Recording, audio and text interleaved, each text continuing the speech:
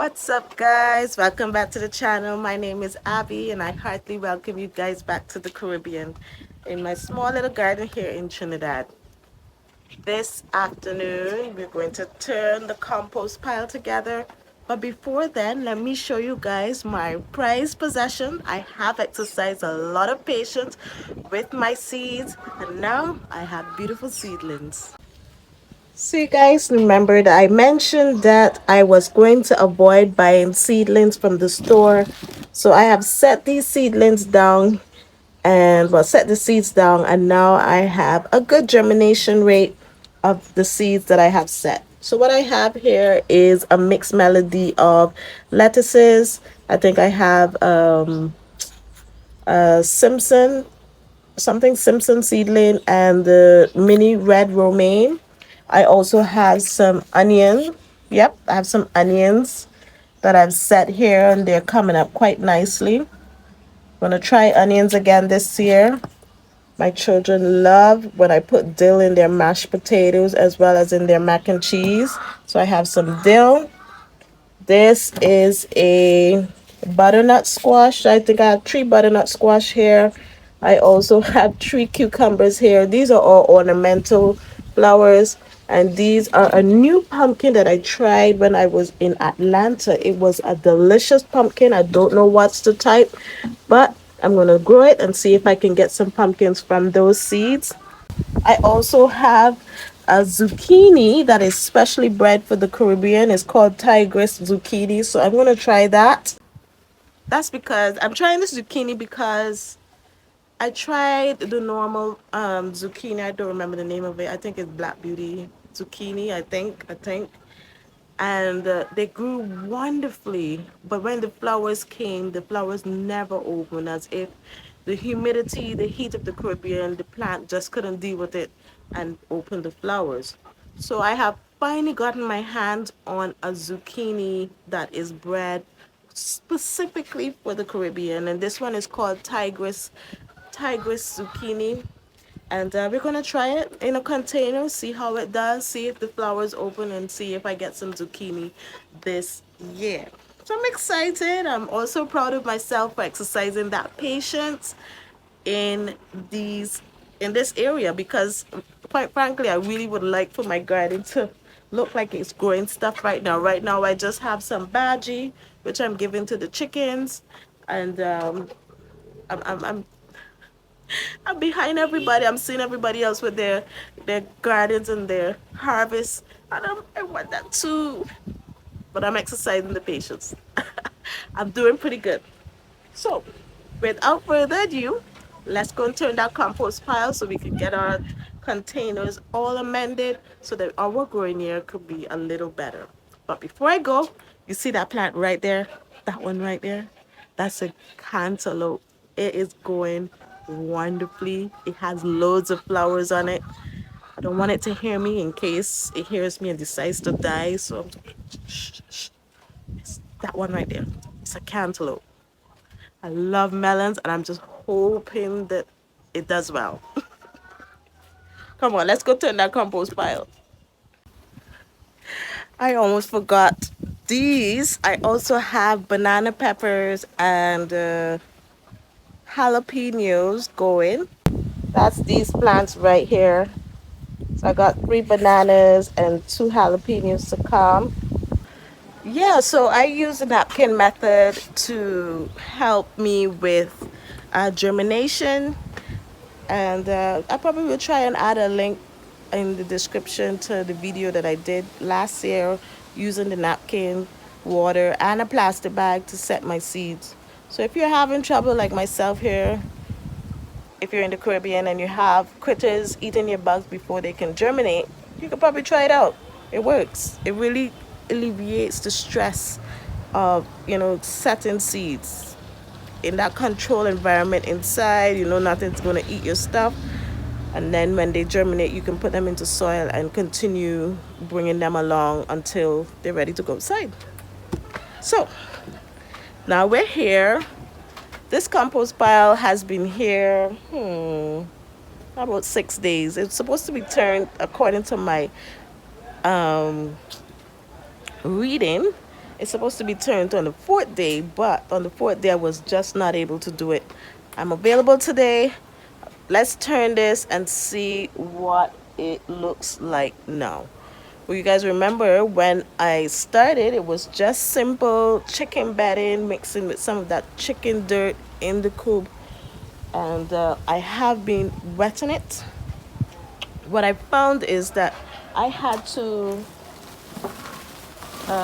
I had to make a well in the center of this because when like the third day or so I moved some of the straw and I found that the middle of this thing was bone dry, so I made a well in the middle of it, like, you know, if you're going to knead dough. I made a well in the middle of it and allowed water to seep down in the center of it. So let's turn it and see how it's cooking. Oh, as I mentioned, cooking. On the third day, all this thing was piping hot. So it's not piping hot right now. Ooh, actually it is. Down below is piping hot. So let's turn this, see if we could keep it activated so it could keep breaking down and we could use it to grow food this year. And when I have to clean out the coop in probably 3 months again, I would do the process over and continually have my own compost home, and I won't have to buy it again. That would be fantastic. So I'm going to set you down and I am going to show you guys how this is looking so that if you have a lot of debris and grass clippings, you can do it for yourself, guys. Save yourself a little buck. And that money that you're saving, you could put towards something else in your garden.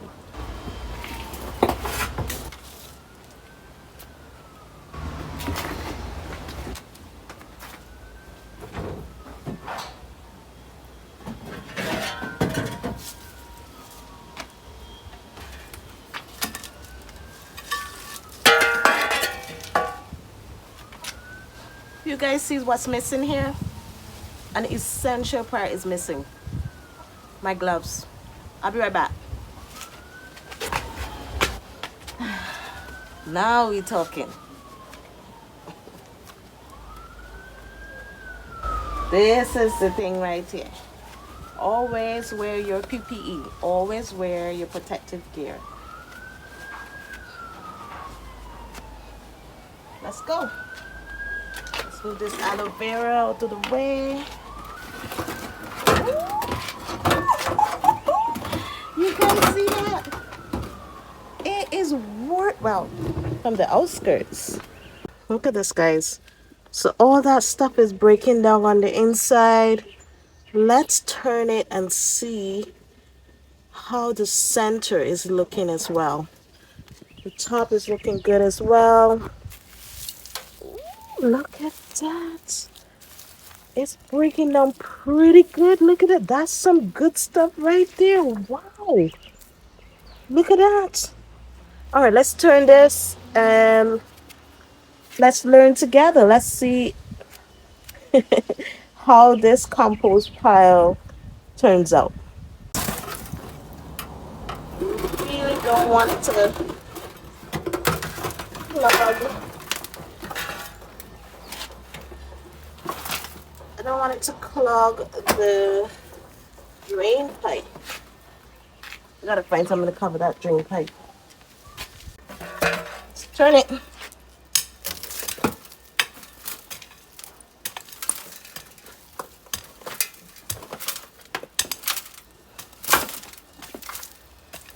Alright, so the center still has a lot of straw in it.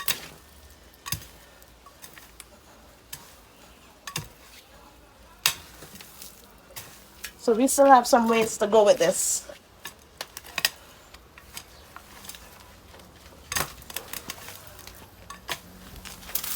And it's pretty dry still at the bottom. Really dry at the bottom. So it might look like it's looking good on the perimeter and the top, but the bottom and the center was bone dry.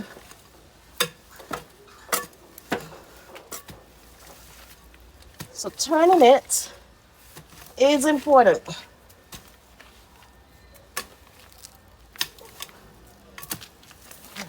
So let's give this a little wetting.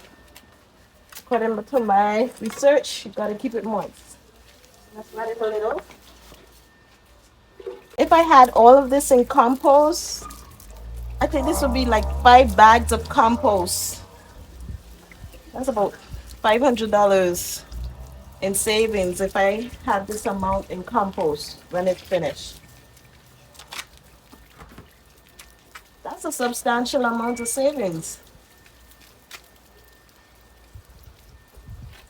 All right, so we're gonna moisten it as we go. So let me turn it some more. Turn this some more and see how it goes.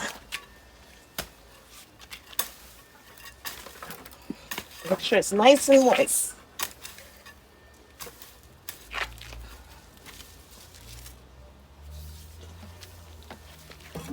So it's nice and moist.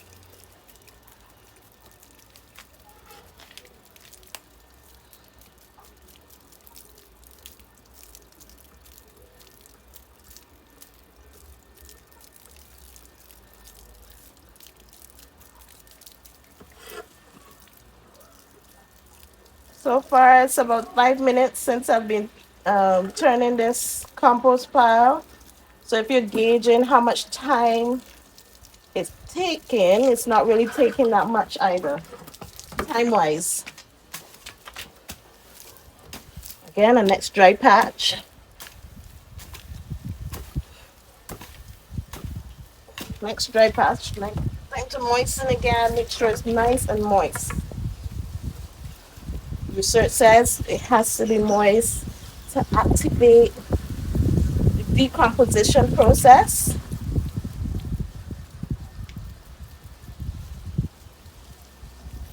And the oxygen also aids in that decomposition process. So that's why we are turning.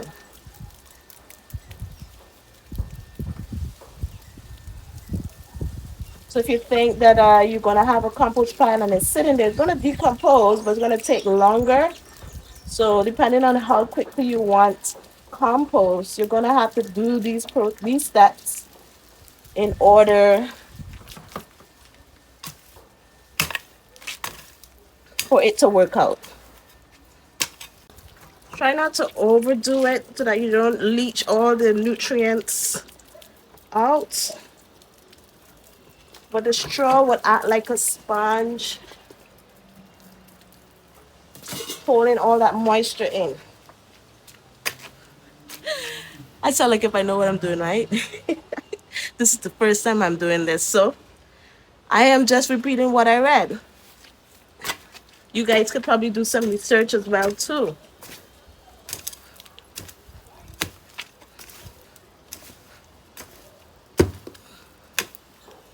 Just trying to get this all nice and moist.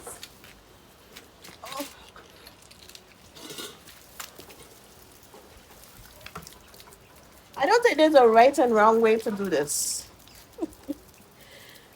I think there's a fast and a slow way. I think this is just the faster way to get results. I don't really think there's a right and wrong way. But this is definitely going to be the faster way to get these materials to break down. Everything looks nice and moist. All right. Now, the hard work, putting it all back up there. Time for the shovel. Tools make a job so much easier. Oh, tools really do make a job easier.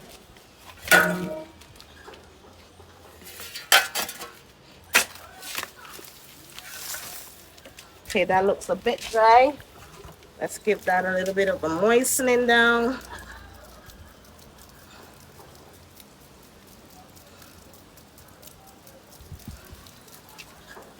Moisten all of this. I don't want anything to fly up.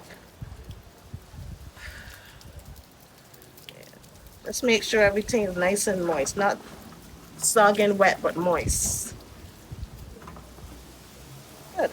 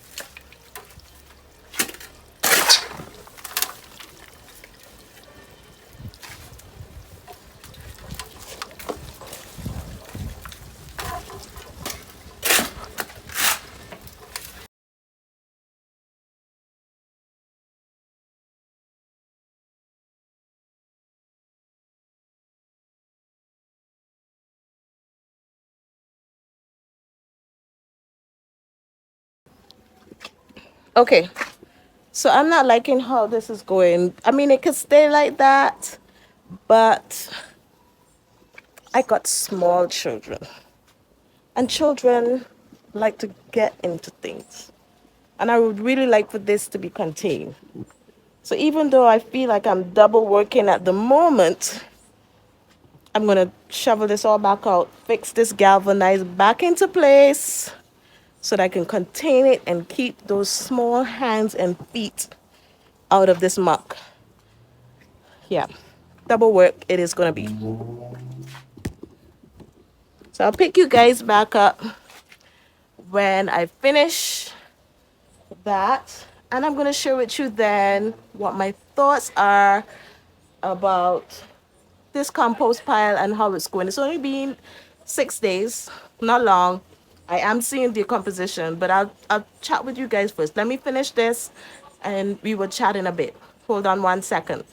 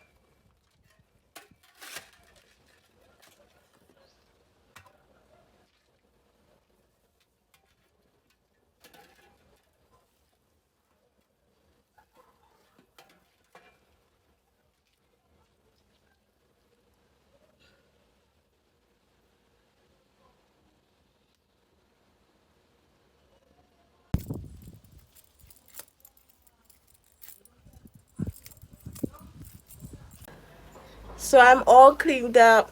I got all the galvanized up, propped up. Everything is back in its place. So I know for sure that the kids cannot get into that compost heap.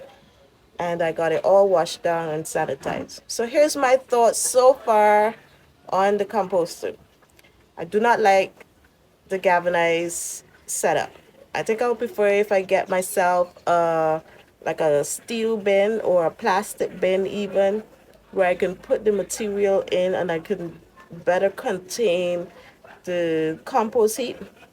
I think I would prefer that. I think it would be less cumbersome. I think it would be less messy. What I do like is that it is really breaking down really fast, and that if I plan well, I can always have compost if I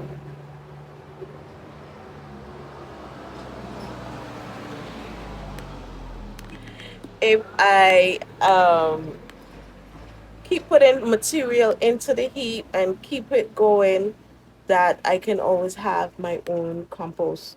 When I need it, I have it.